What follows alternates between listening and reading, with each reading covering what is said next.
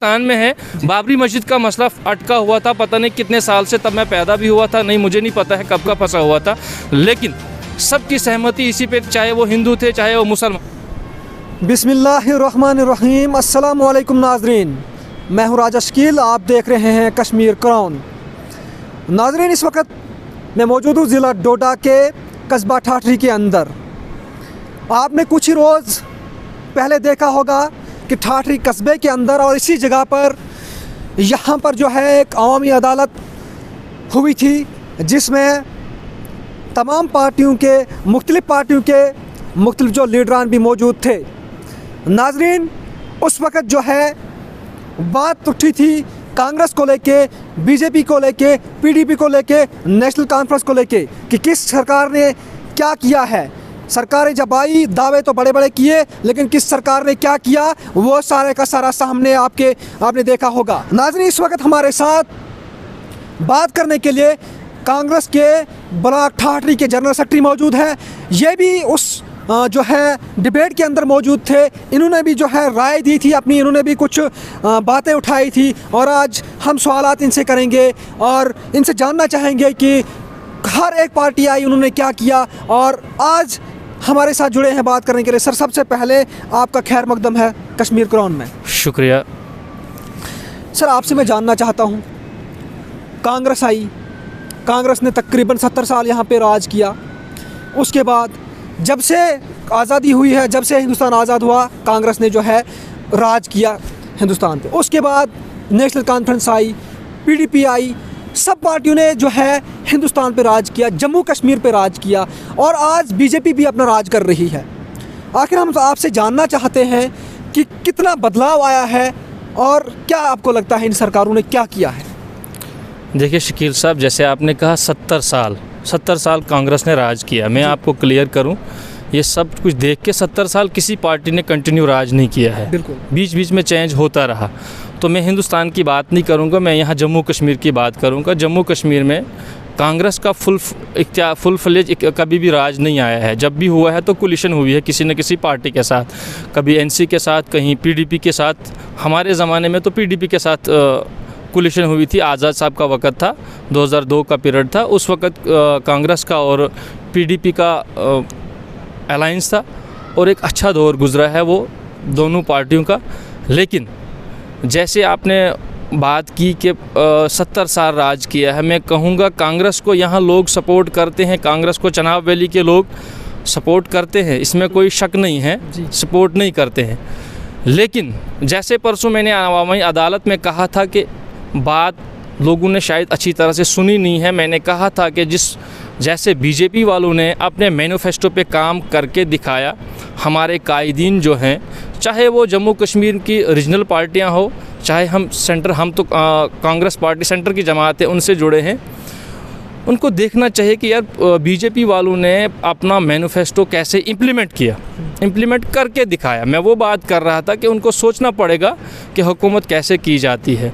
रहा सवाल यहाँ आज़ाद साहब की लॉयल्टी पे, बहुत सारी बातें आई आज़ाद साहब मतलब आपका कहना यह था कि कांग्रेस पार्टी जब ज़ेरे इक़्तिदार में थी, दौरे इक़्तिदार में थी, तो उन्होंने वो काम नहीं किया जो उनको करना चाहिए था। देखिए, मैं बताऊं आपको, लोग कहते हैं कि पुल बने हैं, स्कूल खुले हैं, इसमें कोई शक नहीं है कि आज़ाद साहब और मुफ्ती साहब के दोनों का जो टाइम था एक अच्छा टाइम था। लेकिन उससे पहले यहाँ हमारी स्टेट एक दलदल में फंसी हुई थी।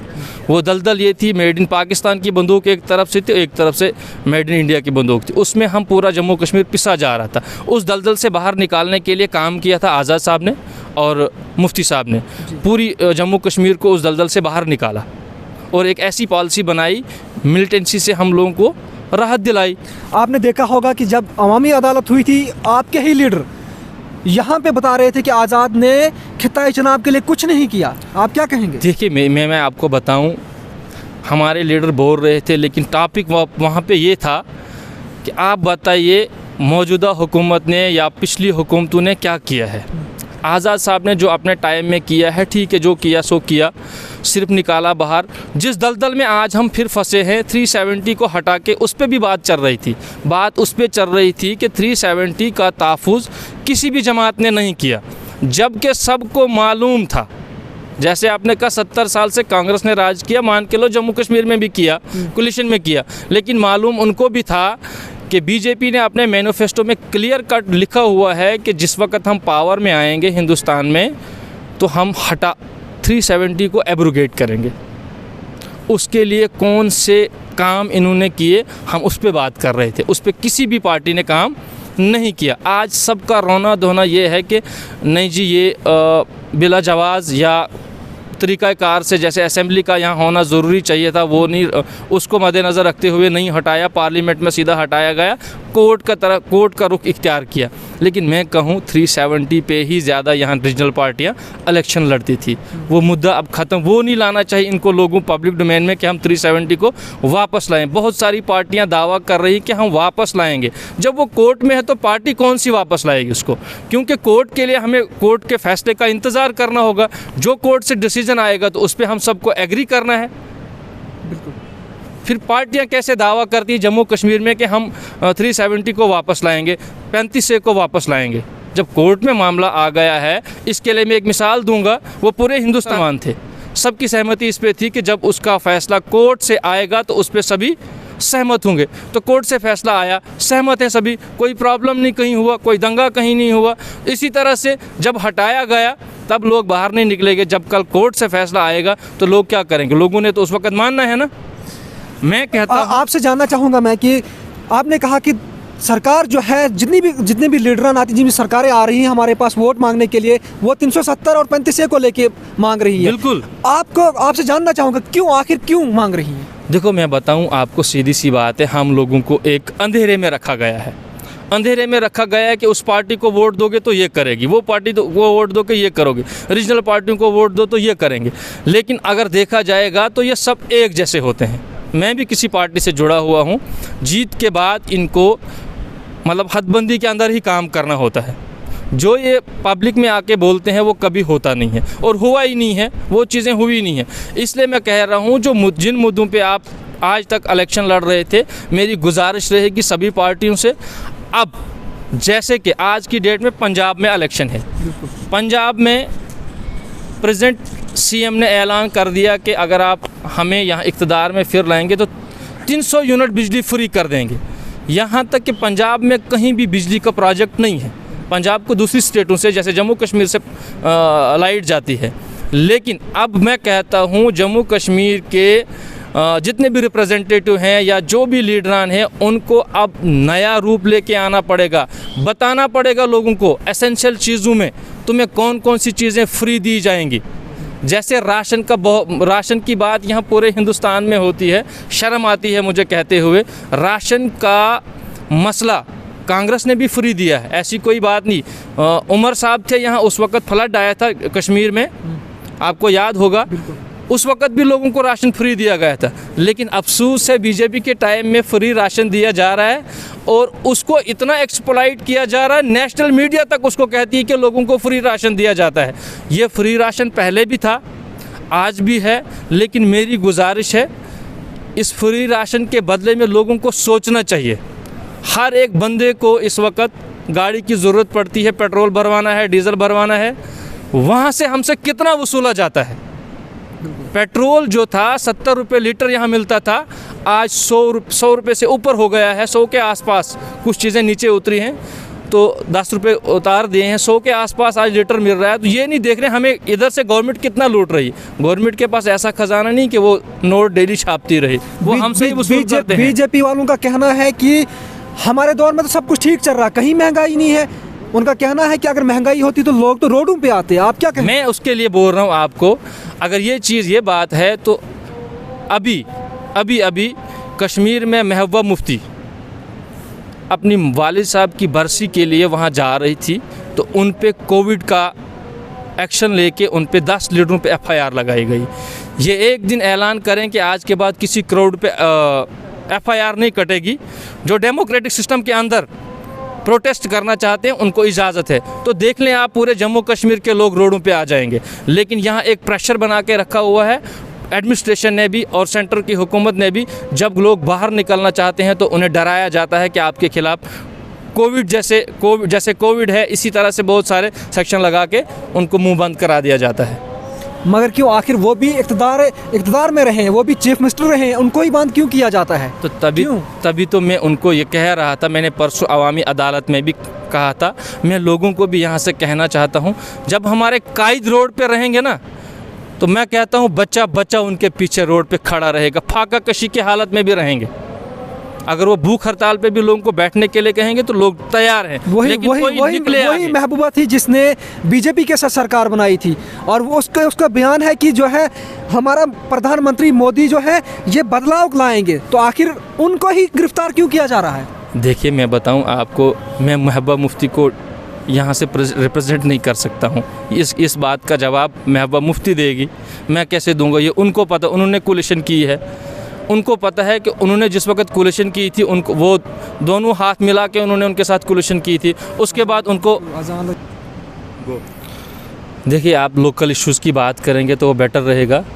आप महबूबा मुफ्ती की बात करें, ये बात आप उनसे ही पूछें। अच्छा, लोकल इशू जो हमारे यहाँ पहले भी थे और आज भी हैं। मैं बताऊं, मैं कल से सोशल मीडिया पे देख रहा था, बहुत सारे सोशल एक्टिविस्ट या पार्टियों के साथ जो लोग जुड़े हुए हैं, नुमाइंदगी करने वालों के, वो लिख रहे थे एडमिनिस्ट्रेशन को बार बार के जैसे फ़लानी जगह, जैसे मैं जगहें गिना दूं आपको, वो आज भी अनकनेक्टेड हैं, रोड कनेक्टिविटी नहीं है और बिजली भी नहीं है। उसमें नंबर 1 पे है कुंथल, वहाँ ST बरादरी के लोग रहते हैं, वहाँ आज 5 फुट बर्फ़ होगी। उसके साथ में सुरंगा है, शामदली है, जोड़ा हायर रीचेस पे है, यहाँ होजा भोला है, अनकनेक्टेड है। उन लोगों का क्या हाल होगा जो पीछे था, वो आज भी है। इन 7 सालों में भी वहाँ पे रोड नहीं गई, बिजली नहीं गई है। इसका ज़िम्मेदार कौन है, ये मुझसे बेहतर आप जानते हैं ज़िम्मेदार कौन है। मैं आपको बताऊं, ये सामने आपके यहाँ पे ठाठरी के सीधा हेडक्वार्टर के सर पे है, नागनी महरी एक जगह है, आज तक वहाँ बिजली नहीं है। वहाँ SC और ST बरादरी के लोग रहते हैं, उनको अभी तक बिजली नहीं है। रोड की तो बात ही नहीं है। मैं आज ही कर रहा था बात वहाँ के राशन के डीलर मतलब राशन की बात कर रहा था, वहाँ के डीलर वहाँ पे राशन पहुँचाया है नहीं पहुँचाया है, उसके बारे में पता कर रहा था। उनको बहुत सारी मुश्किलात हैं। अगर बुनियादी चीज़ों पे बात करनी होगी तो तभी मैंने परसों कहा था कि आज की डेट में भी हम बुनियादी चीज़ों के लिए तरसते हैं और बुनियादी चीज़ों के लिए हम प्रोटेस्ट करते हैं। ये 21वीं सदी में नहीं होना चाहिए था जो आज हम कर रहे हैं। आपने जैसे कहा कि कुछ गांव गिनाया आपने कि यहाँ पे जो है रोड कनेक्टिविटी नहीं है, बिजली नहीं है। आखिर सरकार दावे कर रही है कि हम भारत को डिजिटल भारत बना रहे हैं, वो कौन सा भारत है? क्या आपको नज़र आ रहा है कि जनाब ये डिजिटल भारत की बात कर रहे हैं, ये मुझे लगता है ये दिल्ली तक ही महदूद है। अगर ग्राउंड रिपोर्ट आप देखेंगे ना, ग्राउंड रिपोर्ट, मैंने आपको कहा दूर जाना ही नहीं है। ये है नागनी मारी, यहाँ से आपका कैमरा यहाँ इसको कैप्चर कर सकता है। ये सामने है, बर्फ़ की उस सफ़ेद चादर में लिपटा हुआ गांव है। इधर बिजली नहीं है। पानी की बात करते हैं ना, घर घर पानी पहुँचाएंगे, कहाँ पहुँचाया है पानी? इस बार इस हुकूमत के अंदर, जब इस हुकूमत ने इसको नाम चेंज करके जल शक्ति रख लिया है, तो इससे पहले आपकी सरकार थी, आप ही हुकूमत कर रहे थे, आपने क्या किया? आपने क्यों नहीं पहुँचाया? सर हम कहाँ हुकूमत में थे? क्यों कांग्रेस के MLA थे यहाँ पे? बीजेपी से आने से पहले सुरूरी साहब यहाँ पे राज कर रहे थे। सुरूरी साहब जब यहाँ बीजेपी का राज था तब भी तो सुरूरी साहब MLA थे, ओपोजिशन में है ना जी, ओपोजिशन में है ना। ये तो सुरूरी साहब ही का आ रहा है ना एरिया, सुरूरी साहब का एरिया है, लेकिन ओपोजिशन में है ना। आप लोग बोलते 3-4 बार वो MLA होके आए। बिल्कुल, मुझे बताओ ना, इक़्तिदार में कब रहे वो? इक़्तिदार में रहे कब? 2002 में इक़्तिदार, जैसे बीजेपी वाले कहते हैं हम 70 साल के खड्डे भर रहे हैं, तो उस वक्त तो इतना ही लोग सिर्फ उस वक्त अपने जान की हिफाजत मांगते थे। जब मुफ्ती सईद और आज़ाद साहब का दौर आया था तो लोगों को निजात दिलाई थी, उन्होंने एक दलदल से बाहर निकाला था। उससे आप भी बखूबी वाकिफ़ हैं, पूरी आवाम उससे वाकिफ़ है। उस वक्त हालात क्या होते थे। नहीं, आपका कहना बिल्कुल ठीक है। अगर सुरूरी साहब वो यहाँ के जो MLA थे, अभी भी वो MLA हैं, बिल्कुल है MLA वो, लेकिन वो अपोजिशन कहाँ है? क्यों नहीं अपोजिशन कर रहे हैं? वो मारी को जो मारी आपने कहा उसको बिजली क्यों नहीं दिलवा पाए? रोड की कनेक्टिविटी कुंथल को क्यों नहीं दिलवा पाए? सुरंगा को क्यों नहीं दिलवा पाए? मैं आपको बताऊं, अगर आप अपोजिशन की बात करें, यहाँ तो सुरूरी साहब हैं। चनाब वैली की बात अगर करें, यहाँ एक कार्नर पे MLA है कांग्रेस का सुरूरी साहब, दूसरे कार्नर पे है वकार रसूल साहब। दिल्ली में तो ओपोजिशन के लोग, दिल्ली में वहाँ नहीं सुनती है बीजेपी उनका। आपने देखा होगा पिछले दिनों बाहर निकाल दिया था पार्लियामेंट में MPs को, कांग्रेस के बहुत सारे नुमाइंदों को बाहर निकाला हुआ था, डिसमिस किया हुआ था, उन्होंने बाहर धरना दिया था। यहाँ तो आज राज डेमोक्रेसी है, यहाँ तो डिक्टेटरशिप है। मुझे बताओ ना, आप 3-4 साल में 14 के बाद जब तक ये सरकार रही, उसके बाद जब ये सरकार का खात्मा हो गया, उसके बाद डिक्टेटरशिप नहीं है। कितने यहाँ पे गवर्नर चेंज हुए, मुझे बताओ ना। डिक्टेटरशिप नहीं है। जिस गवर्नर को समझ आता है कि कश्मीर को, अब जम्मू कश्मीर को कैसे चलाना है, उसको हटा दिया जाता है। नौकरियों का वादा किया यहाँ पे एलजीज़ ने, जो भी एलजी आए, मुझे बताओ ना उन्होंने ग्राउंड पे क्या किया। कांग्रेस ने जो कुछ थोड़ा बहुत किया है वो दिखता है, लेकिन बीजेपी ने क्या किया? तेल खाने का 250 रुपये किलो, आप भी खाते हैं, वो बीजेपी वाले भी खाते हैं, हर कोई खाता है। 250 रुपये किलो है आज की डेट में। रिफाइंड ऑयल, पेट्रोल डीजल की तो बात ही नहीं है। आप कहते हो लोग बाहर नहीं, लोग बाहर आना चाहते हैं, लेकिन वो किसी न किसी रहनुमाई की सिर्फ इंतज़ार कर रहे हैं कि वो निकले बाहर, तो लोग बाहर नहीं आएंगे, सड़कों से लोग उठेंगे नहीं ऊपर। ऐसे हालात हैं लोगों को, ये हालात किए हैं वक़्त की हुकूमत ने। जी आपका बहुत बहुत शुक्रिया। तो नाज़रीन, ये हमारे साथ थे कांग्रेस के जनरल सेक्रेटरी ठाठरी से मोहम्मद अल्ताफ़ भट्ट। आपने इनकी ज़बानी सुना कि जितनी भी सरकारें आई उनने दावे तो बड़े बड़े किए, लेकिन ज़मीनी सतह पर वो दावे, वो वादे बिल्कुल भी आपको दिख नहीं रहे। जैसे कि इन्होंने कहा कि थोड़ी सी बर्फ़ पड़ी है यहाँ पे और लोगों को काफ़ी मुश्किलात का सामना करना पड़ रहा है। इसी तरह की मज़ीद अपडेट्स के लिए कश्मीर क्रॉन के साथ बने रहे। खुदा हाफिज़। ब्राइट करियर इंस्टीट्यूट 25 साल से बच्चों को कम्पिटिटिव एग्जाम्स के लिए तैयार करते आ रहे हैं। अब 2021-22 सेशन में मुख्तलिफ एग्जाम्स की कोचिंग जैसे 11-12, मेडिकल, नॉन मेडिकल, कॉमर्स और एंट्रेंस कोचिंग जैसे नीट एंड JEE के लिए दाखिले का ऐलान कर रहे हैं। साथ ही इंस्टीट्यूट में कंप्यूटर एक्सपर्ट्स के द्वारा जदीद टेक्नोलॉजी के जरिए कंप्यूटर कोर्सेज जैसे basic computer course, 1 year diploma, Tally, GST, short hand सिखाया जाता है। स्टूडेंट्स के लिए ऑन स्पॉट मेगा स्कॉलरशिप भी दस्तियाब है। देर न करें और अपने बेहतर कल के लिए आज ही एडमिशन लें। हमारा पता है Bright Career Institute, 3rd floor, Mattoo complex, Red Cross Road, नजदीक JK bank branch, Amira Kadal, Srinagar. मजीद मालूमात के लिए डायल करें 6006752050 और 9797018585।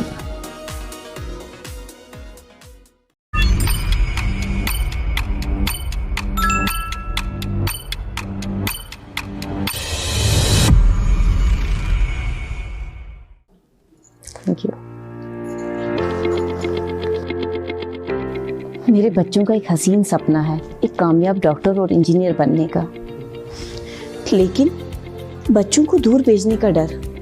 कहीं मेरा ये डर बच्चों का फ्यूचर ना खराब कर दे। मंजिल दूर थी लेकिन इरादे मजबूत थे। सो वो आ गए मोशन कोटा क्लासरूम पुलवामा। अब श्रीनगर जाने की क्या है जरूरत जब हमें पुलवामा में मिल रही है कोटा जैसी फैसिलिटी, वो भी बस सर्विस के साथ।